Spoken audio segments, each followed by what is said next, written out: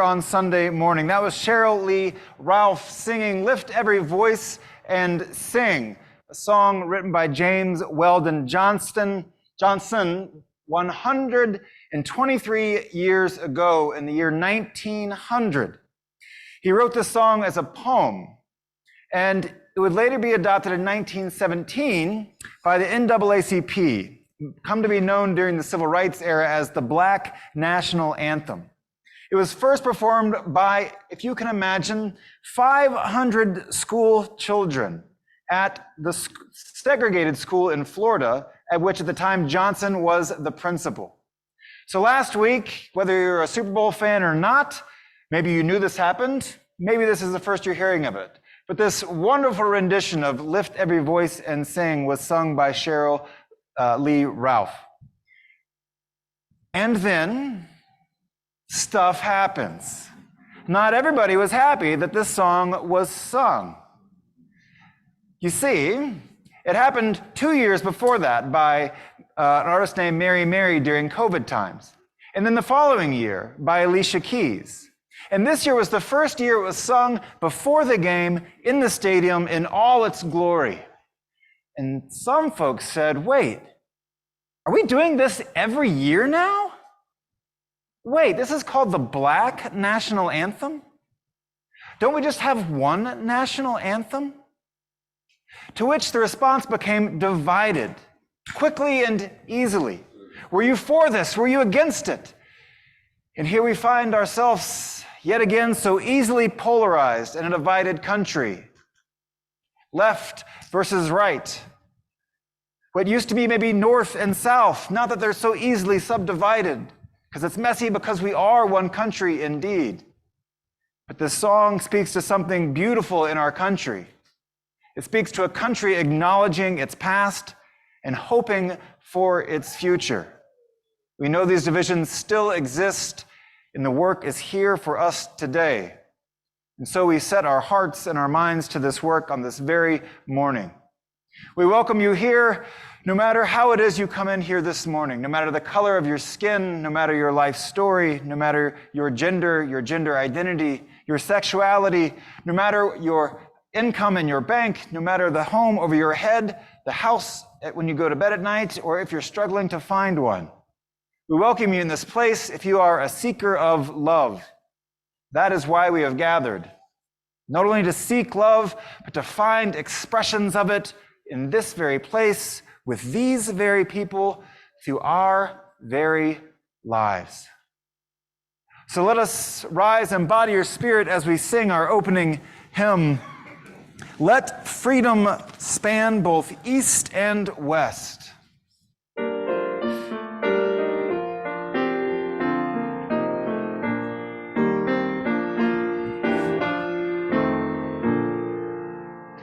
Let freedom span both east and west, and love both south and north, in universal fellowship throughout the whole wide earth. In beauty, wonder everywhere, let us communion find, compassion be the golden cord, close binding humankind. Beyond all barriers of race, of color, caste, or creed, let us make friendship, human worth, our common faith and deed. Then east and west will meet and share, and south shall build with north, one human commonwealth throughout the whole wide earth. Please be seated.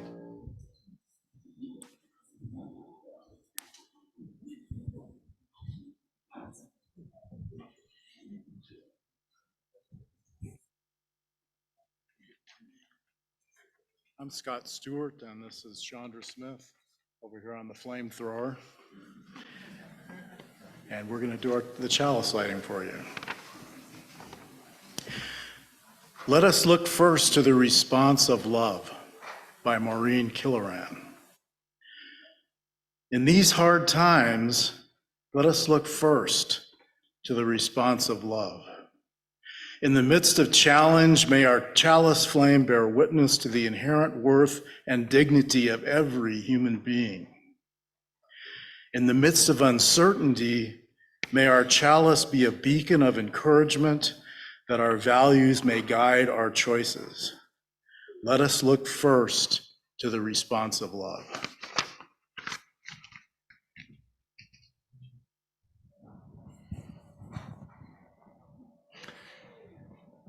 I'd like to invite our young and young at heart forward for our time for all ages. Pardon? Oh wait, you want to sing the chalice response, right? You can always tell when something's going wrong because there's this little murmur inside. Okay, please stand and rise as you sing our chalice response.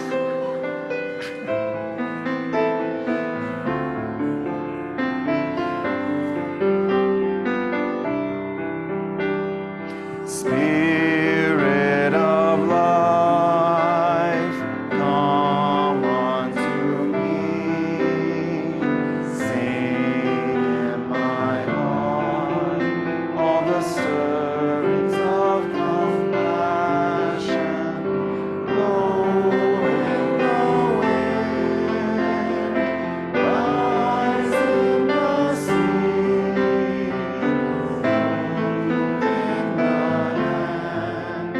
Giving life the shape of justice. Roots hold me close, wings set me free. Spirit of mine, come to me, come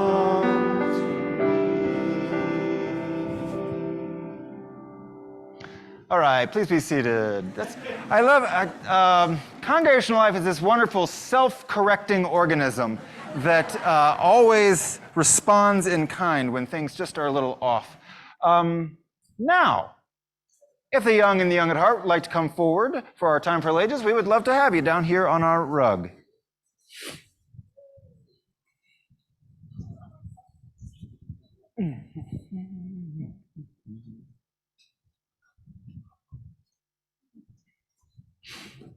All right. How's everybody doing this morning? Here we come, here we're coming. All right. So I came in this morning. There's no one here. I usually get here first. And when I arrived, I saw this sign up here. I don't know how it got there. I don't know what it's doing, but it says, magic justice string.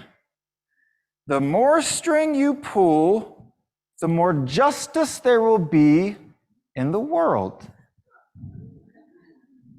That sounds pretty cool. I want justice in the world. Should we pull on the string? Yeah, I think we should. All right, let's see. All right, just gonna pull some string. Whoa, awesome. I'm just gonna keep pulling this because I want more justice in the world. Do we know what justice is? What is justice? You're just giving your class name justice. Justice. Ah. Name. What is justice? What does that mean? Oh, I'm stuck. It's a really hard question. It is kind of complicated. It's not that simple. Anybody have any ideas? What about you, Mark? Mark, do you have an idea? A fair consequence of your behavior. A fair consequence of your behavior. That could be one idea about what justice is. How about, what? Ooh, look here, we got a big clump of justice coming. Look, everybody. Woo! Something good happened there. I don't know what it was. Sweet. You have an idea what justice? A way of being where everybody has what they need and is Ooh. Everybody getting what they need to thrive. Yeah. One idea that we can teach about justice. Fantastic. Justice kind of sounds like maybe something that's good. Yeah. And maybe Oh, yeah. something that's helpful. You have an idea? What's your idea?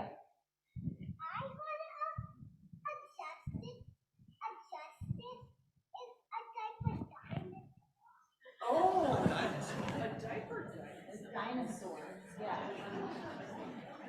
Justice for dinosaurs too. Yeah. They would agree, I think, wholeheartedly, yes. Well, why do we need justice? Why do we need good and helpful things in the world? Yeah. So we can be kind to each other. Yeah. How does it feel when we're kind to each other and when we're good and helpful to each other? What does that feel like inside? I got a thumbs up. There's lots of thumbs up. Yeah, I heard it feels good too. Yeah. Yeah, it feels I good. think it feels good. Feels when we're right. kind, Yeah. helpful, and nice to each other. It's like how it's supposed to be in the world, right? When things are just and people are getting what they need and they're kind, it feels right. Does anybody have any ideas about things that we could do to make justice? I mean, there's a lot of justice I mean, I'm making some justice happen over here. that makes it just. What are some things that might be in here? You want to know where it's coming from? Ooh, that's a great question. Where is justice coming from? Where does it come from? Probably From over there. Do you think it could ever come from inside of us? I do. Justice is a lot like love in the fact that it is an idea that just sits there until we put it into action. Justice is just an idea until we bring it into the world. Like I'm bringing into the world right now. Look at all this justice that's happening because of this magic justice string I'm pulling. But I have to be honest with you. Look at all the justice I have. I have done all this justice right here in the world. And I've got to admit, my arms are getting a little tired. And I'm thinking the end might be soon, right? Like maybe I'm just about done. Maybe the justice is going to be done. Maybe it's got to be back there somewhere because I've been pulling and pulling. That's a lot of justice. Do you think the justice that we make can ever be done? Do you think that there's ever an end? Sometimes you think justice is done, Right? and then you wait just a second and you come and you realize when you look deeper that there's more justice to be had.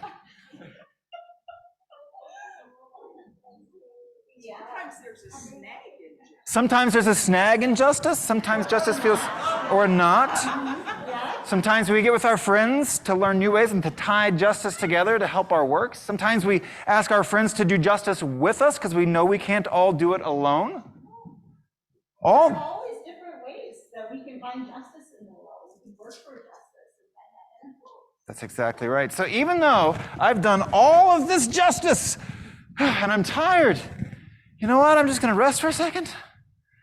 I'm going to ground in this community. I'm going to remind that love is what feeds my justice and that justice is joyful work, even though it's hard sometimes. And I'm just going to keep on pulling the justice. I'm just going to keep on working because I know that there's no end to the work of justice because there's no end to the love in our hearts and the different ways that we can find to express love and justice in the world. Did you all want to touch the justice, hang out with the justice? I was going to say, I wonder what would happen, though, Yeah. if you're feeling tired, if some Yeah. other people came and helped you pull on I don't know. Can you all help me pull some justice? All working together for love and justice in the world. Okay, get a pick. Line up with the justice. Okay, great. All right. Anybody else want to help us pull justice?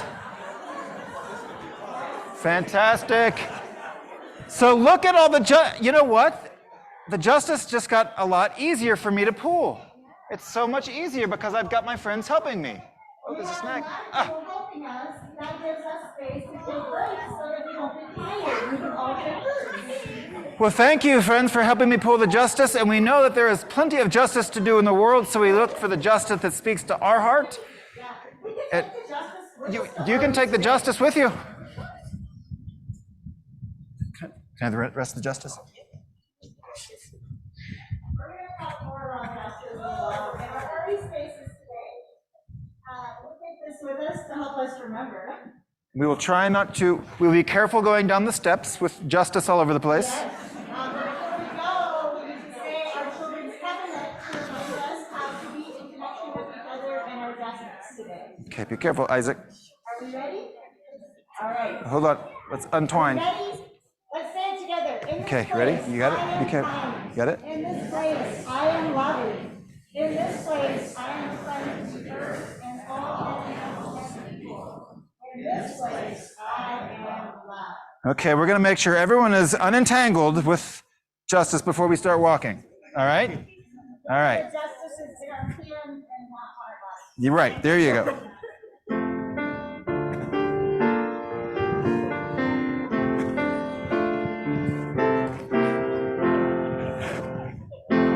Whoa. Hold on, wait. That doesn't feel safe. Oh, wait. Yeah. Okay, go for it.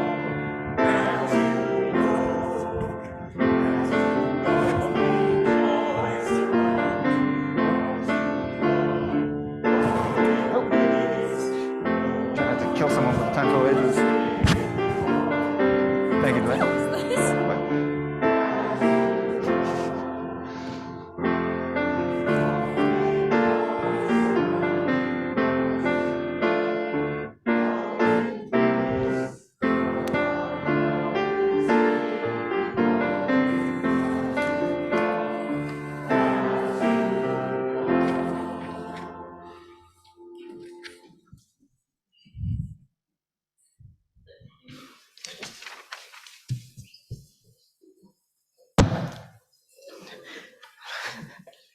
Good morning.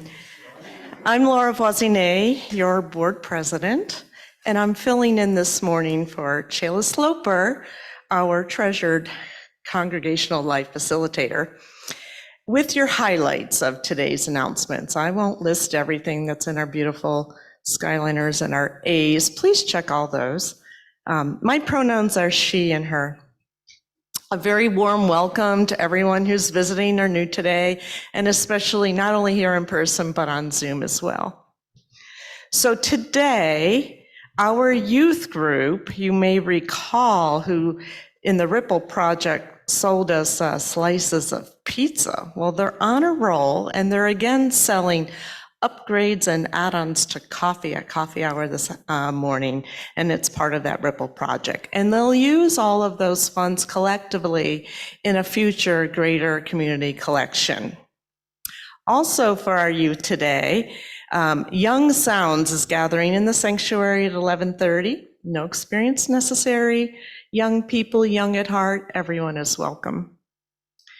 Tomorrow we have Men's Fellowship gathering at 7 p.m. in Linus Pauling. All men are welcome.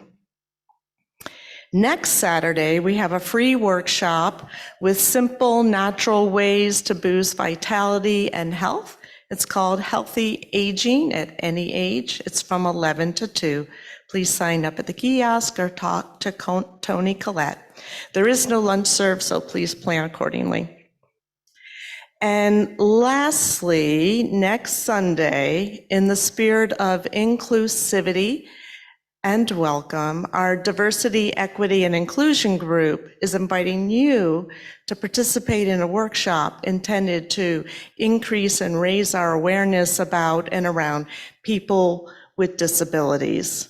Our very own Nancy Stevens will lead this workshop right here down in front. She just raised her hand. The workshop is titled Awkwardness to Awareness, Relating to People Who Are Different from You. It's going to be from 11:30 to 1 in our gathering hall. You can bring a lunch, and I think there's a few other things she'd like us to bring. Scarf, earmuffs, or headphones, because I think there's an exercise in there somewhere to bring the awareness. So please come prepared. We'd love to have everyone participate. And one last thing, you know how much we all love coffee. but it requires a little bit of cleanup. We have a beautiful volunteer, Joyce Sale, in the kitchen who champions all of that for us, but she'd really appreciate a few helping hands. So if there's anyone here afterwards, please join in. And next up is Ben Morgan on behalf of Stewardship. Blessings on your day.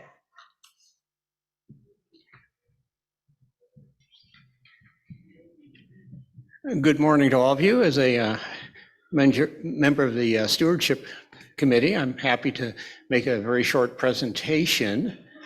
And please bear with me. It's a little bit of indirect, but you'll get the message. We all have things of value. There are special personal ones: spouses, partners, children, family, friends, and pets. They also include memories, dreams, experiences, joys and sorrows, and these are all one-of-a-kind things that can't be repeated or copied. Then there are material things that we develop attachments to and value: a childhood toy, photos, jewelry, collectibles from events, scouting and military badges, achievement awards. This is my story of one common item. My father was an engineer and adventurer. As a boy, then a young man, he was outdoors a lot, a world traveler, then with the military during the Second World War. He always had a pocket knife, and he was very proud of it. The cutting blade was razor sharp as he would carefully shave the hair off his arms to show it. And the other attachments were always ready for the intended job. He told me a good pocket knife is a person's most useful tool. In time, I got a Boy Scout knife, carried it everywhere for all the useful things kids need a knife for. In that time, a kid with a pocket knife was accepted in school and other places, all part of life. At age 16, I moved on to a larger and sturdier pocket knife.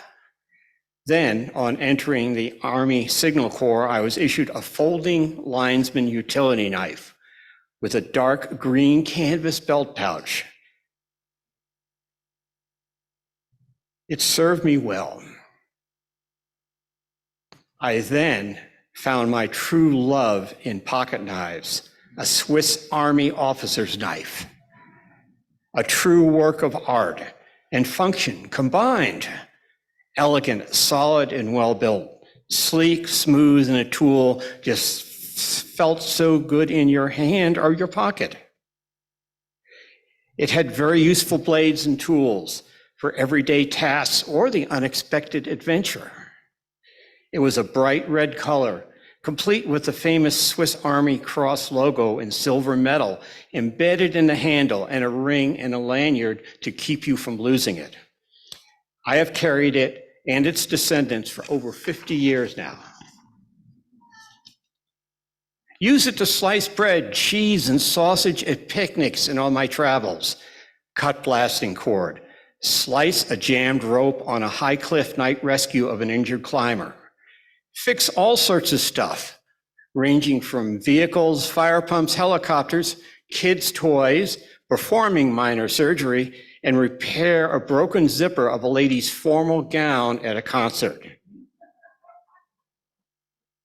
I was a guest at a fancy wedding once, and there were no corkscrews. So there I was,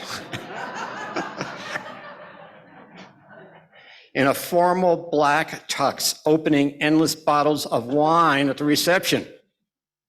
It's nice to be more popular than the bride and groom. In 1977, I lost the original, peeling an orange in the backcountry of Rocky Mountain National Park. Stuck it in a log to dry off, and I walked off. Never did get back to look for it. Perhaps a clever raccoon has put it to good use. But there were others to replace it. Not cheap, but they were worth the cost. I currently have 3, all worn and faded, but with sharp blades. They move between my pants pocket, drawers, and hiding under the bed. Never lost one to TSA.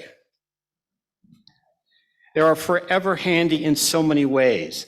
I have given them as gifts to my family and special friends. They are just so darn useful.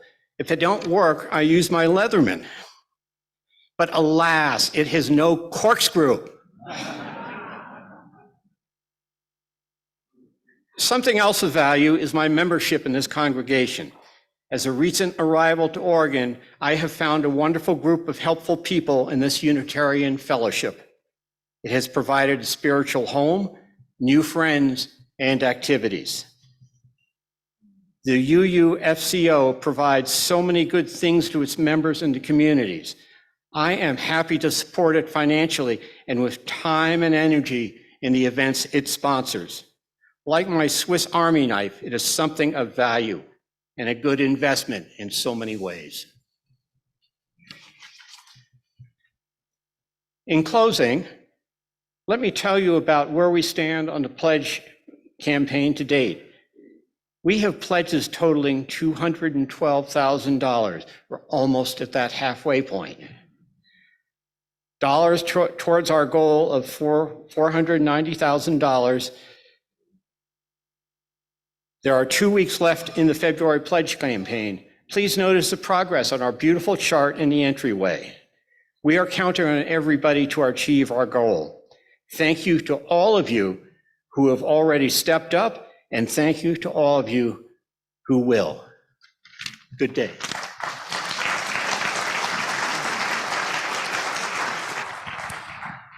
I also remember my first Swiss Army knife, and I have 2 kids. I received mine from my dad when I was a young man, and both of my kids, my boy and my daughter, also have their Swiss Army knife too.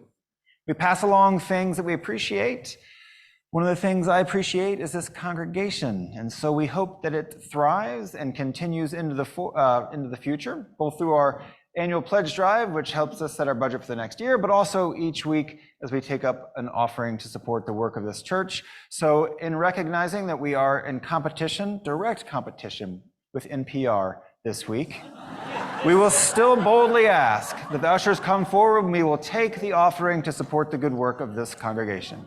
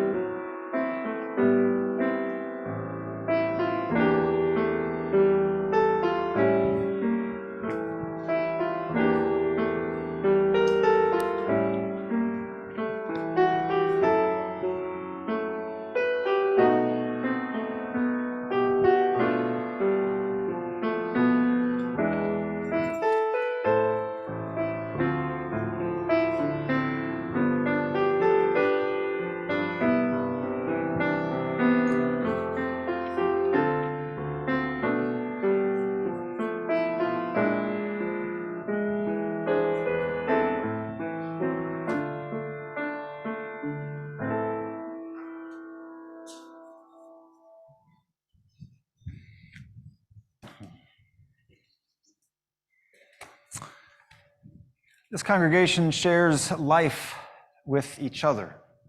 We share this in proximity. We share this in the stories that bubble over on a Sunday morning. We share this as our paths might cross during the week at the grocery store. We share this in our aspirations. We share this in the way that we communicate our joys and our sorrows with one another. We have these forms if you'd like your joy or sorrow shared aloud for our congregation on a Sunday. They're located outside on the kiosk. And if you'd like to light a candle for a joy or a sorrow in your heart while I read our written joys and sorrows, please feel free to do that at any time. So we have one written joy this morning. It's from Lynn Ekstrom. It says, "What a joy to be the recipient of the spirit of this fellowship in helping one another. Thank you to the choir and everyone who packed boxes and moved them. My heart is full of gratitude," and even went so far as to put a little red heart sticker on there to accentuate the point.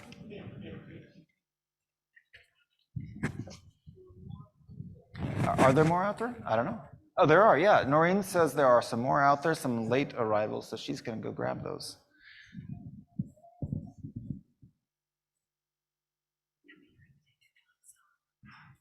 Kim shares a joy to Dawn, who is on Zoom this morning, we think. Is that right? It is a happy birthday, Dawn. So if everyone can turn around and look at the Zoom camera. And how do you say happy birthday in sign language, Kim? Happy birth. It's like favorite. Favorite. From your chin down to your heart. Day. Yep. So happy. What's happy? Happy. And then birth. And then day. Okay, ready? We got it. Ready? Happy birthday.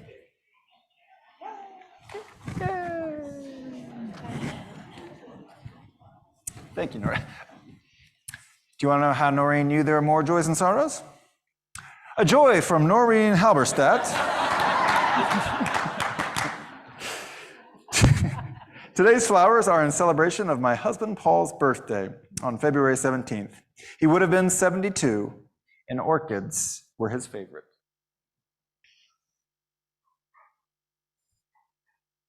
Marty and Liz say, "Thank you, line dancers, for a fun and lucrative night. Oh, raise $200 more for the auction. Yeah. I saw some video of that line dancing party here on Friday, and it was looked like a blast, and very much in sync, I will say. Very much in sync." Michelle Murtha says, "Sending strength and courage to my cousin and his family as they struggle to find proper care and support for a difficult situation." We're sending strength and courage along with you, Michelle.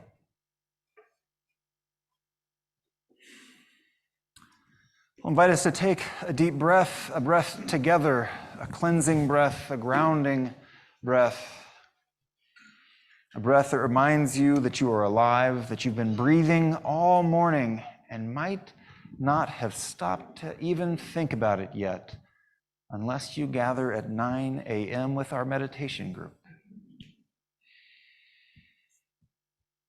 I'll offer a spoken prayer followed by a silent meditation.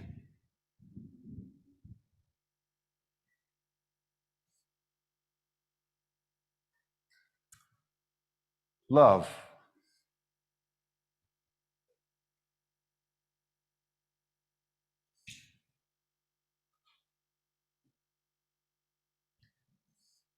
Love.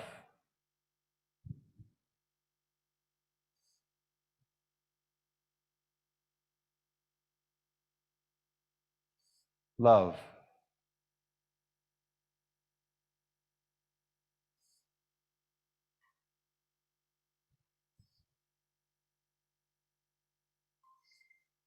Love.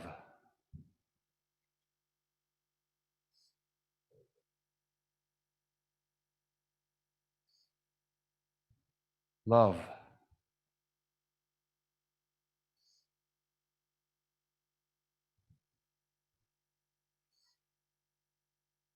Love.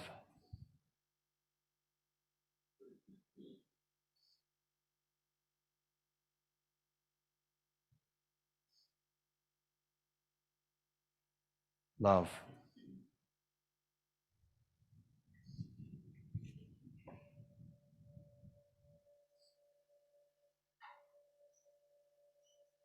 Amen.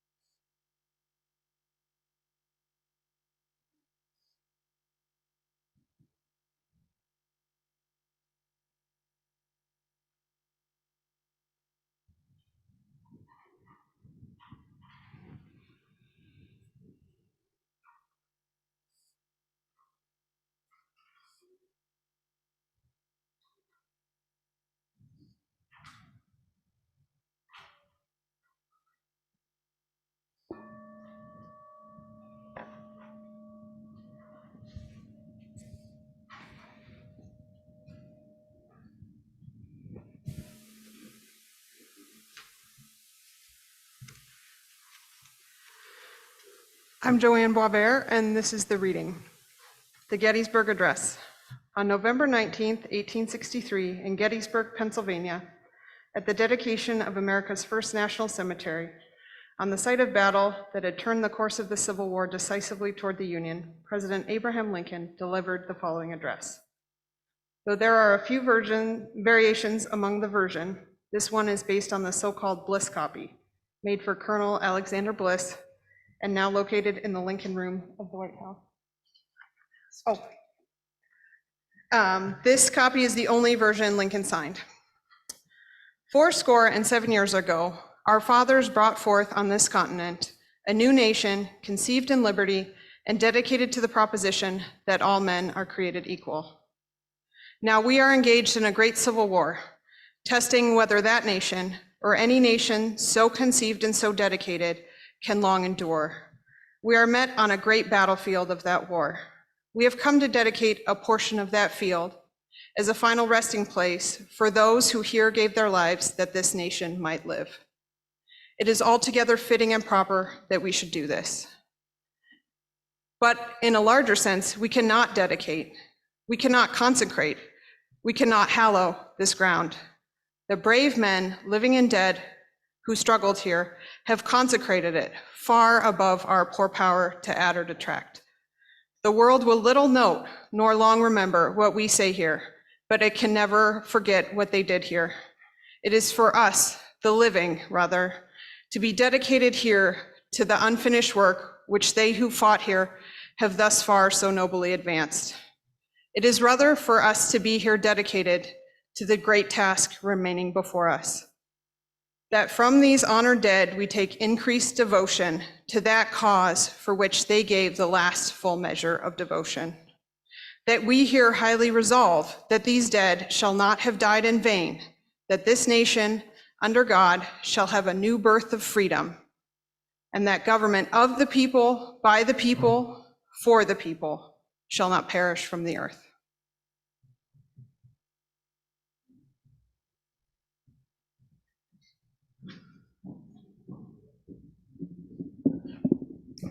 So while the guys get set up, I'm going to teach you guys your part of our song. The guys like to call this just repeat stuff song. But you'll be able to catch along pretty quickly. It's a Neil Young song off of his most recent album, and it's called Don't Forget Love. And that is your part. And it goes, don't forget love, don't forget love, don't forget love. And you rinse and you repeat about 5,000 times. Thus the don't repeat, just repeat song. So sometimes we do that once, a lot of times we do that twice, and at the end we're just gonna do it a lot. And I'll just signal you, or Chris will signal you because he's better at it than I am. All right, so if you wanna rise in body and spirit and join us and sing along as you will, here we go. Don't forget love, don't forget love, don't forget love. That was your training. Don't forget love, don't forget love, don't forget love. When you're angry and you're lashing out, don't forget love. You don't know what you're talking about, don't forget love. When the wind blows through the crime scene and the TV man starts talking fast, don't forget love. Don't forget love, don't forget love, don't forget love. Don't forget love, don't forget love, don't forget love. When you've got no one you can confide in, don't forget love. In every story there's a secret hiding, don't forget love. Sway a little bit. When you're taken but you could be given, when you're dying you could be living. Don't forget love. Don't forget love. Don't forget love. Don't forget love. Don't forget love. Don't forget love. Don't forget love. When you're waking up with a frown and the world is bringing you down. Don't forget love. Don't forget love. Don't forget love. Love will bring you back around. Put your feet right back on the ground. Don't forget love. Don't forget love. Don't forget love. When the storm comes and the lights go out, don't forget love. When the rain gives way to sunshine, don't forget love. There's a secret in every story, in the ways that we remember love. Don't forget love. Don't forget love. Don't forget love. Don't forget love. Don't forget love.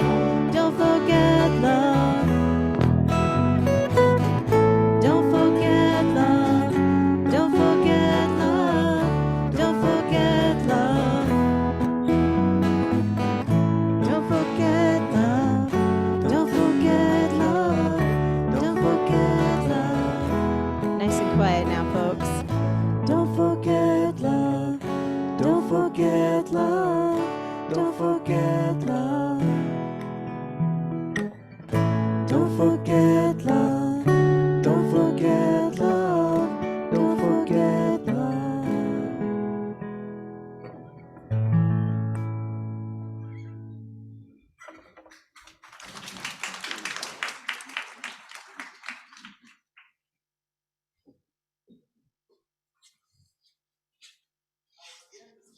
Those opening words that began his speech that fateful day on November 19th, 1863, at the dedication of the Gettysburg National Cemetery in Pennsylvania 160 years ago on this President's Day weekend, which falls in Black History Month.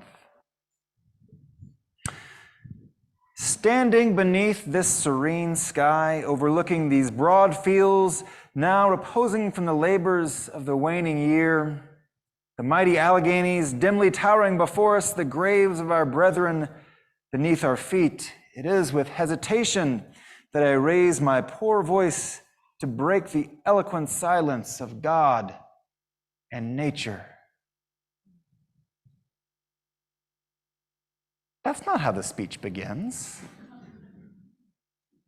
Does that not sound right?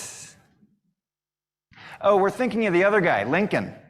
Lincoln's speech on that day. That started, we know how that one started, right? We all know. Let's do a little, let's just responsive reading check here. 77 years ago, whoa, our fathers brought forth on this continent a new nation, conceived in liberty and dedicated to the proposition that all men are created equal. That was going to be a responsive reading, but no. Many of us just know that. We remember it. We've either memorized it as children or it's been socialized into our collective memory. Abe Lincoln. He did give a speech that day, but that's not all that happened. I was talking about Edward Everett's Gettysburg Address, the other Gettysburg Address, the supposed main attraction of the day, the one that people actually came to see. But you don't remember Everett's words, do you? That opening, that beautiful opening, wonderful words that I started with, they might not have been familiar, and yet they were really good. It's a shame. First, some history by way of Gary Willis, the author of Lincoln at Gettysburg. During the Civil War, the July 1863 at Gettysburg, was the largest battle ever fought here in North America. Over 160,000 troops met on that battlefield. And the costs of the Battle of Gettysburg were absolutely horrendous.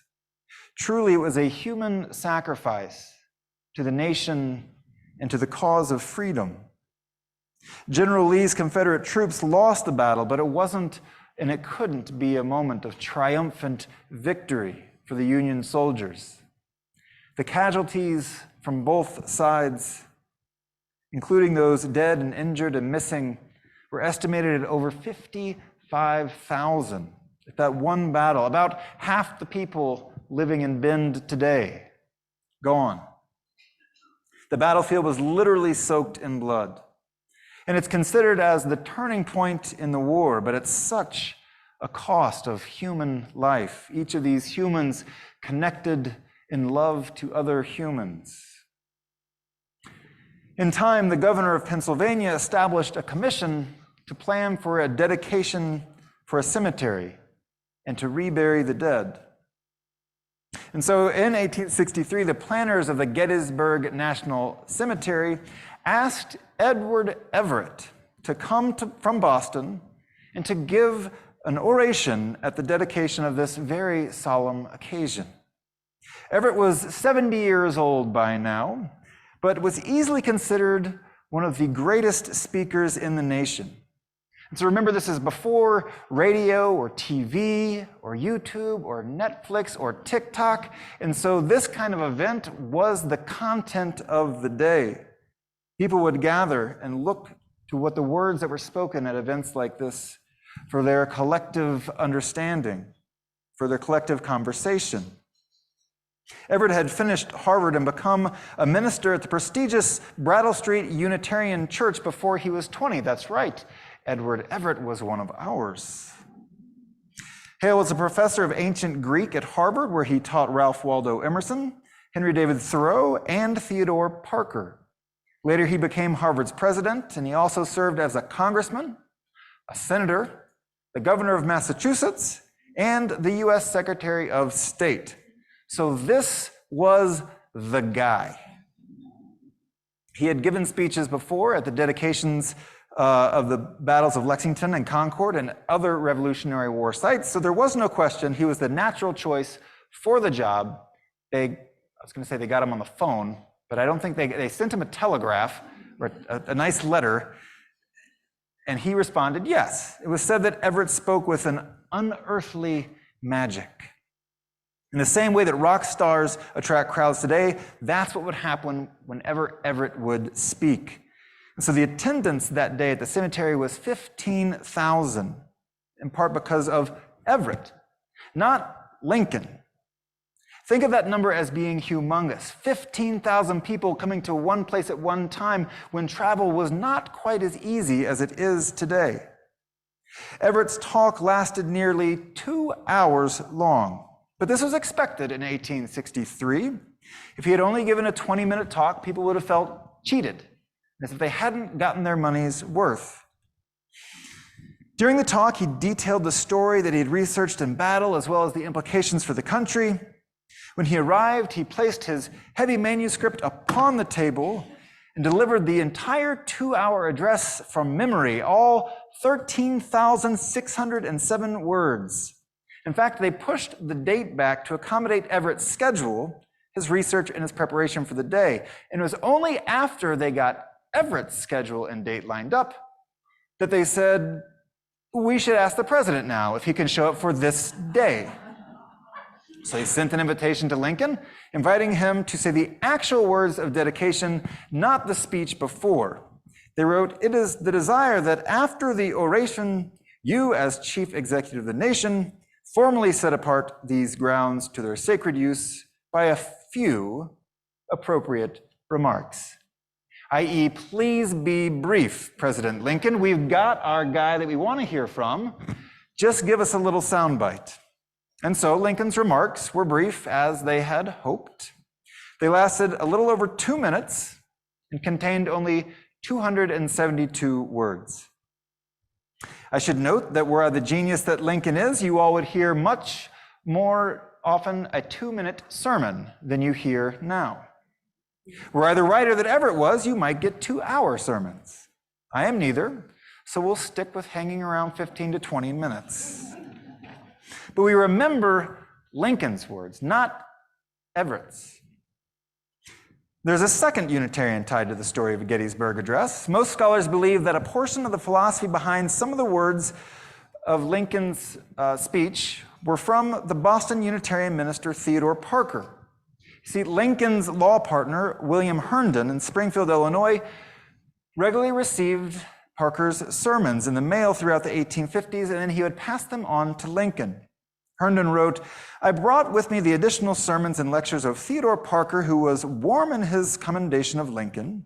And one of these was a lecture on the effect of slavery on the American people, which I gave to Lincoln, who read it and returned it. He liked especially the following expression, which he marked with a pencil, and which he in substance afterwards used in the Gettysburg Address. Democracy is a direct government over all the people, for all the people, and by all the people." Parker and Lincoln were concerned with more than just the Union, but rather the morality and the equality of the people of this Union. Perhaps Lincoln had been doing some soul searching since he wrote the Emancipation Proclamation, after which he clearly said this has more to do with the preservation of the Union than it does with the freeing of the slaves. We modern Unitarian Universalists might capture the idea, instead of saying all men are created equal, by saying that all people are created with inherent worth and dignity. Lincoln said that it is for us, the living, rather, to be dedicated here to the unfinished work which they who fought here have thus so nobly advanced. It is rather for us to be here, dedicated to the great task remaining before us. It is for us, the living, to be dedicated to the unfinished work. It is for us. One of the great challenges of our life is assuming this personal responsibility when we realize that indeed we, as an individual, are a part of that collective us. Sometimes this means responsibility not only for our actions, but for systems of oppression in which we are complicit, the other them, as we like to say, until we sometimes realize that, oh, whoops, that them is also me. It's much easier to go with the crowd and to go with the flow, but the flow is so often created by those with power who want you to simply flow in that direction, thereby preserving that power. I am white, American, middle-aged, middle-classed, able-bodied, straight, cisgender, and male. Holy moly, is that a lot of privilege offered to me. And there are a lot of systems in place that promote my dominance in my life without me even doing a thing. I simply walk into it and through it. And so therefore it becomes beholden to me to be aware of my place in these systems of power, to be aware of how these systems work around me, and oh, how so uncomfortably through me to maintain themselves. It's my task to begin the hard work of doing my part in dismantling these systems, even as in doing so, they diminish my power and my privilege. And I wonder, for each of us, how those systems show up in your life. And even if you have an identity that is oppressed, where might be the places that you have unasked for privilege? Privilege that is granted by society without you asking, and if you're not careful, without you realizing. It is for us, the living, to be dedicated to the unfinished work. It is for us. Elsewhere, Lincoln said, "Freedom is not the right to do what we want, but to do what we ought. Let us have faith that right makes might, and in that faith let us to the end dare to do our duty as we understand it. When I was in seminary, I went to this conference called Allies for Racial Equity. It's a conference for through Unitarian Universalism. It's anti-oppressive, it's multicultural, and it's for people who identify as white to try and do some of this work, to understand issues of white privilege, to understand and unlearn systemic and cultural racism, and to begin to identify where systems of white supremacy are at place and how we can begin to dismantle them. And it was here that I first came across this idea of collective liberation. Collective liberation, not liberation for that person or that group or them, but liberation for all of us through this work. Unitarian Universalist activist Chris Crass writes, while personal transformation has always been a part of anti-oppression politics, interconnected liberation brings with it a vision that creates more space for possibilities of who we are becoming as opposed to just knowing what and how we do not want to be.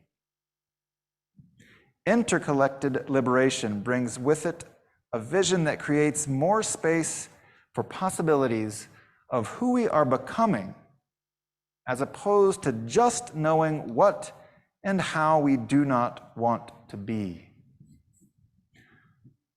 A collective liberation recognizes that we all share in this life, despite our own individual experience.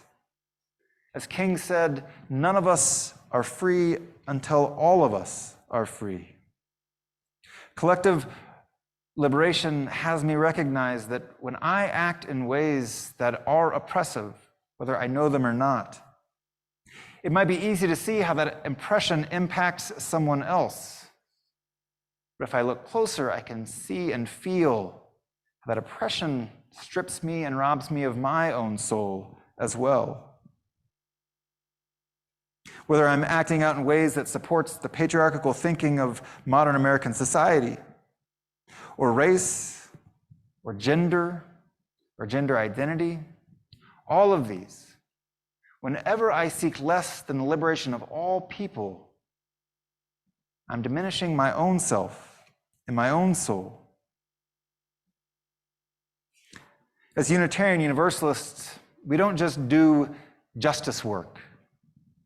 We do justice work grounded in love, that comes from love. It comes from a theological place inside of us that says love is a worthwhile place to hold as our foundation for all it is that we hold as true. Neil Young admonishes us to don't forget love. Don't forget love. I love the song, how it says it over and over as a mantra, because it's easy to forget. It's easy to go through our days. It's easy to go through the motions and with the flow and to forget love. And if we forget love, we can forget about justice. The Black writer James Baldwin argues for a form of love that is the one that we seek. He says, love takes off the masks that we fear we cannot live without and know we cannot live within. I use the word love here, not merely in the personal sense, but as a state of being or a state of grace. Not in the infantile American sense of being made happy, but in the tough and universal sense of a quest and a daring and a growth. If that is not exactly the kind of love that we call forth in this place with these people, a universal sense of quest and a daring and a growth. What now? What then? Where to start? Justice is always an ongoing process, as the red thread showed us this morning. One that we can never expect to finish, but one that we can hope to play a part in, creating just a little more justice. So wherever it is you are on your path of justice making, I'll invite you to come back to some fundamentals here on April 15th from 9 to 11 in this place. We'll be holding an Interrupting Racism and Hate workshop with Dalton Miller-Jones, who's Professor Emeritus of Psychology and Black Studies at Portland State University.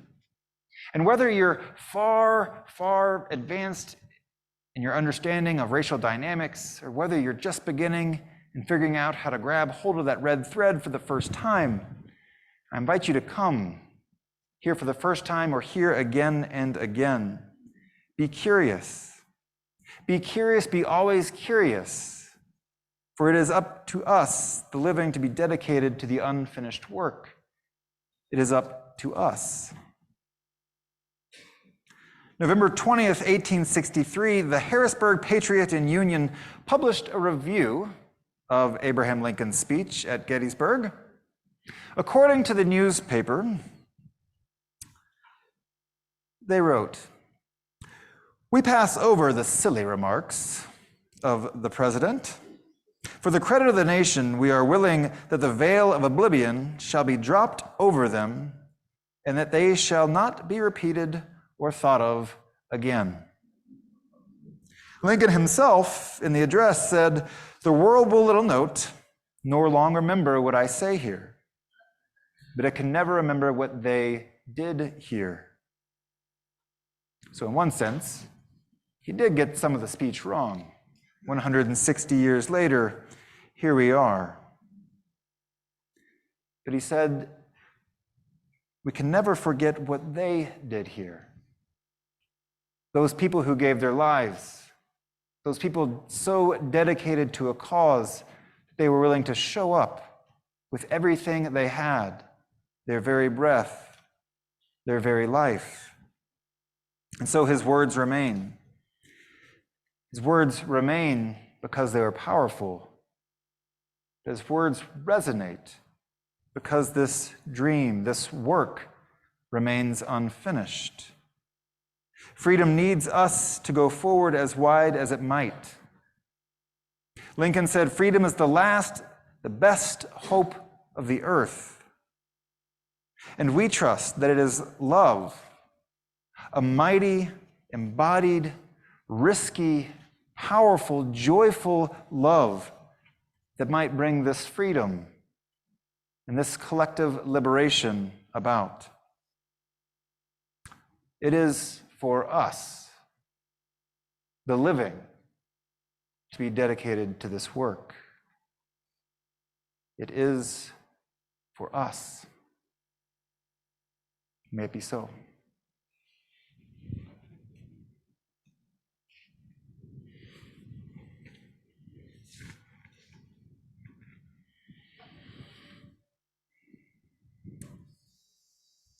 We please rise, embody your spirit as we sing "Come and Go With Me." This song casts its eyes off into a distant place that cannot be seen, yet we continue to go forward. This song calls us to continue the work, to continue forward, and to continue together.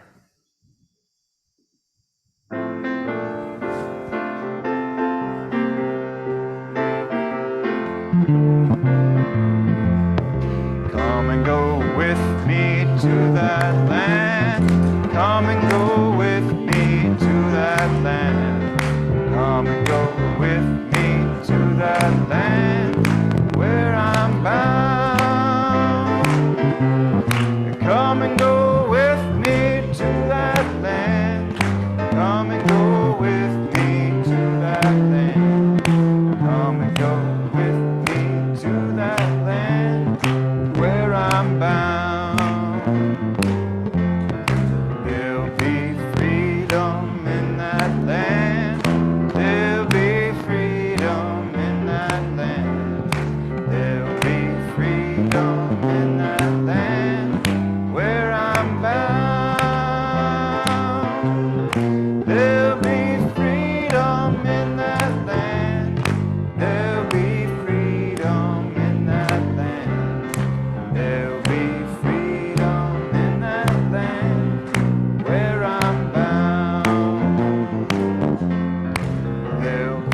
justice in that land. There'll be justice in that land. There'll be justice in that land where I'm bound. There'll be justice in that land. There'll be justice in that land. There'll be justice in that land where I'm bound. Loving, loving, there'll be living in that land. There'll be loving in that land. There'll be loving in that land where I'm bound. There'll be loving in that land. There'll be loving in that land. There'll be loving in that land where I'm bound.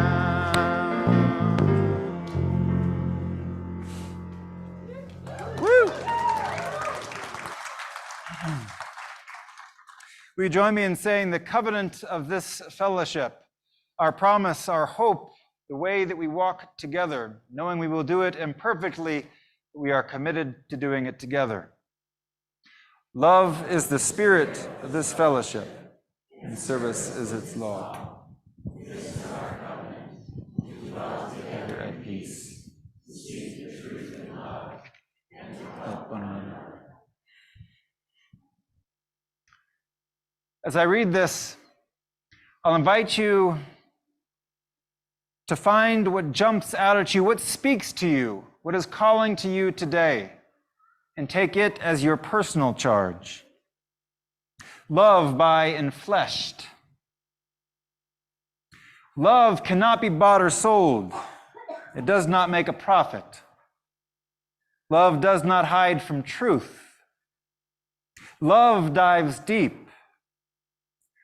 Love takes on flesh. Love is queer.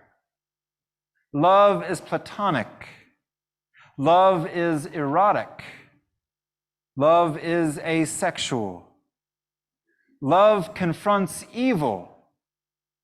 Love delights in pleasure. Love touches and weeps and flirts and feeds and creates.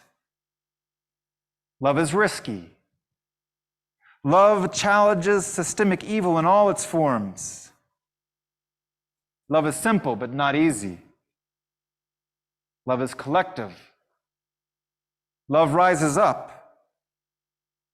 Love apologizes.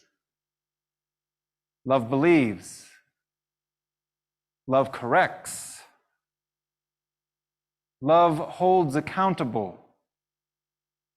Love pays reparations. Love heals. Love tells its story.